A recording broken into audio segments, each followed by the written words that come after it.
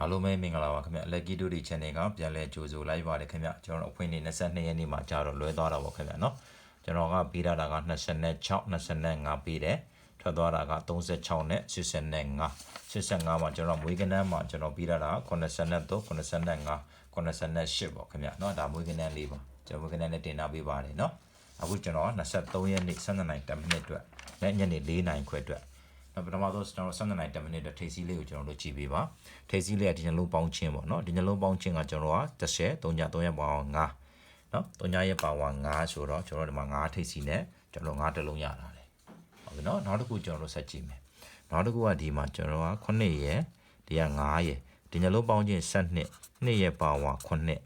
2ရက်ပါအောင်9ဖြစ်တော့ဒီမှာလဲကျွန်တော်ဘာထွက်သွားပြီလဲ9ထိပ်စီးပဲခင်ဗျနော်23ရက်နေ့12နိုင်10မိနစ်မှာကျွန်တော်ထွက်နိုင်တယ်เนาะထိပ်စီးရတော့ဒီနှလုံးပေါင်းချင်းဒီနှလုံးပေါင်းချင်းက8ရတယ်8ရဲ့ပါဝါက3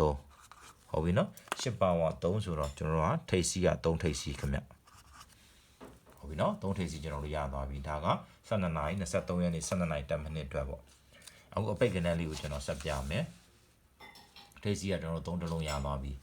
ဟုတ်ပြီကျွန်တော်တို့အပိတ်ကနန်းလေးဟာဒီကျွန်တော်တို့ဒီ3လုံးပေါင်းချင်းဟုတ်ပြီနော်ဒီ3လုံးပေါင်းချင်းက9ရတယ်နော်9ရဲ့ပါဝါက2ဟုတ်ပြီနော်9ရဲ့ပါဝါက2ဆိုတော့ဒီမှာလည်းကျွန်တော်2အပိတ်နဲ့52ဆိုပြီးတော့ထွက်တာလေဟုတ်ပြီနော်နောက်တစ်ခုကျွန်တော်တို့ဆက်ကြည့်ပေးပါနောက်တစ်ခုကတော့ဒီမှာကျွန်တော်8ရဲ့9ရဲ့9ရဲ့ဒီမှာဆိုရင်15 20 3ညပေါ့နော်3ညရဲ့ပါဝါက9 3ညပါဝါ9ဖြစ်တော့ဒီမှာ9ကလည်းကျွန်တော်9အပိတ်နဲ့85ထွက်လာတယ်ဟုတ်တယ်နော်ဒါကြောင့်ကျွန်တော်တို့က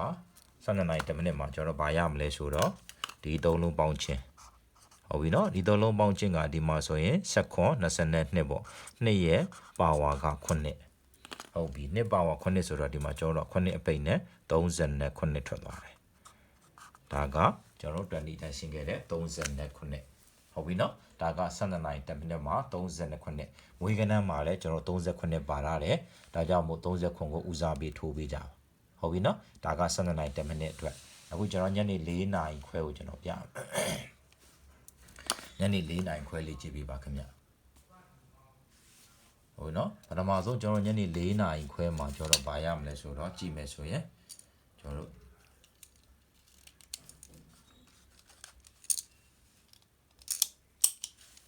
နော်ညနေ4နာရီခွဲအတွက်က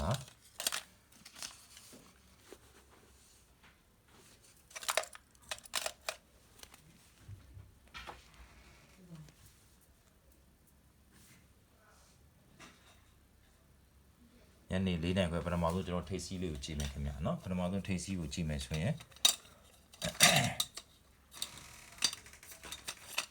နော်ပထမဆုံးထိပ်စီးကကျွန်တော်တို့3ညထိပ်စီးဆိုတော့နော်3ညထိပ်စီး3ညထိပ်စီးမှာကျွန်တော်ဒီ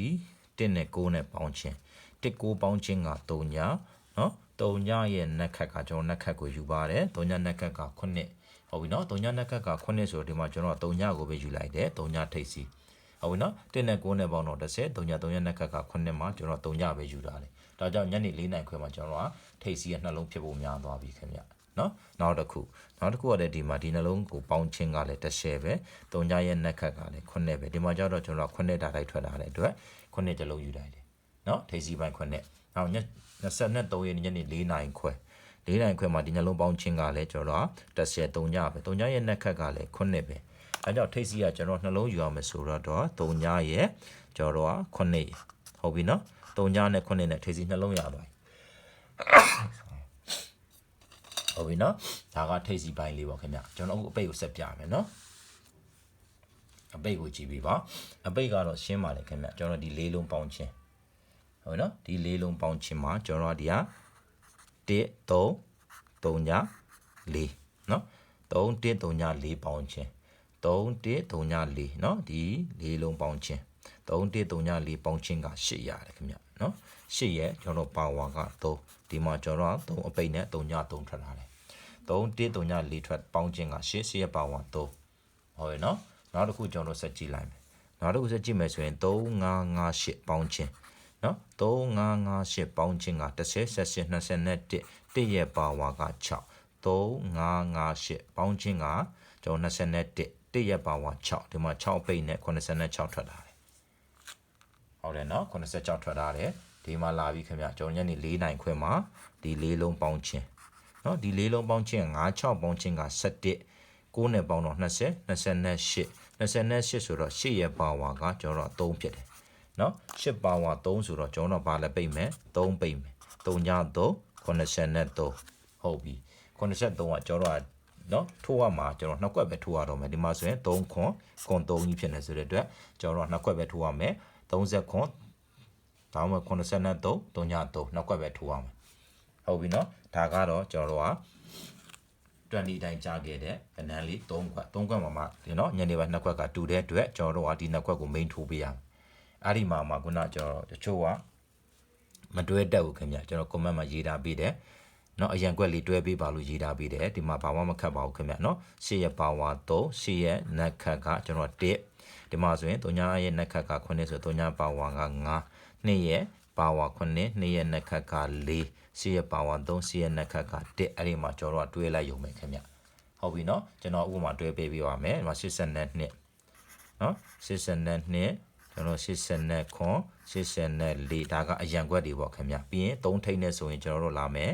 နော်32 30ခွန်က main ကွက်ဆိုရင်34ဟုတ်တယ်နော်ပြီးရင်ကျွန်တော်တစ်ထိပ်နဲ့လာမယ်1နှစ်1ခွန်ဒါက1 4ဟုတ်ပြီနော်အဲ့လိုလေးတွေတွဲပေးပါခင်ဗျအဲ့လိုလေးတွဲမခတ်ပါဘူးခင်ဗျနော်နောက်တစ်ခုညနေကျွန်တော်တွဲမယ်ဆိုရင်ဘာလာမလဲ3ည8နော်3ည3ကဒီမှာပြီးသွားပြီ3ည1ဟုတ်တယ်နော်3ည1 3ည8မှာ3ည8 3ည3 3ည8 3ည3ကဒီမှာပါပြီ3ည1ပြီးရင်9ထိပ်နဲ့9ထိပ်နဲ့ခွန်8ဒီမှာပါသွားပြီမနက်ကနော်ခွန်8ပြီးတော့ကျွန်တော်ခွန်3ကဒီမှာပါသွားပြီကျွန်တော်ထပ်မတွေ့တော့ဘူးခွန်3ပြီးခွန်1လည်းဒီမှာပါလာပြီခင်ဗျနော်ရေးစရာမလိုတော့ဘူးဒါမှ9ထိပ်နဲ့ကျွန်တော်တို့ကြည့်မယ်9ထိပ်နဲ့58 53ပြီးရင်51အဲ့ဒါလေးတွေအရင်ပေါ့ခင်ဗျနော်ဒီထိပ်နဲ့ဒီအပိတ်နဲ့တွဲလိုက်ရုံပဲခင်ဗျဒါမှမဟုတ်ရင်ကျွန်တော်အများတန်းတွဲပေးနေကြထိပ်စီးနဲ့မနက်ထိပ်ဆိုရင်ညနေအပိတ်နဲ့ဆိုရင်33ရှိမယ်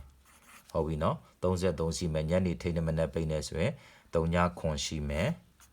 နော်3ညခွန်ရှိမယ်ခွန်ရှိမယ်ခွန်ရှိမယ်ဟုတ်ပြီနော်ဒါကကျွန်တော် main ကွက်ကတော့ဒီကွက်ပေါ့ခင်ဗျာနော်ဒါကတော့မတွဲတက်တဲ့လူအတွက်ကိုကျွန်တော်တွဲပြီးရေးပေးလိုက်တာပါနော်အားလုံးပဲကံကောင်းကြပါစေ23ရက်နေ့မှာအားလုံးကိုကျေးဇူးတင်ပါတယ်ခင်ဗျ